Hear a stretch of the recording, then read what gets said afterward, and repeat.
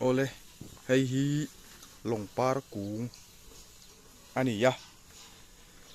chuanin longpar hi thatna tam tak om rolin that lo na te po om ve boka ma se akor thleng khon dam doi aten mang thina ni tuna hianin ron par tan me ka ron ra tan me ka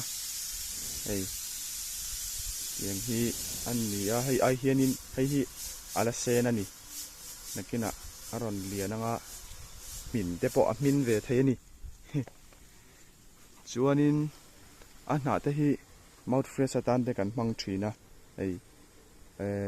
thingpuya te po chawmia te po kan thlak thina ni arim tui em maya na te po hi na no deuh te kan han muama mouth fresh atan mo ka rim tui wak lo changa ka ti rim tui nan ara kher lo po hi kan mang thina ni arim tui em maya kan thove ham thina ni longpar na muam chung hian la mu lo tan longpar kung hei longpar kung chu nia zam thin alo ngai thin te tan po kung anei ni zam lo ani ti kha lo shil ve lu chewani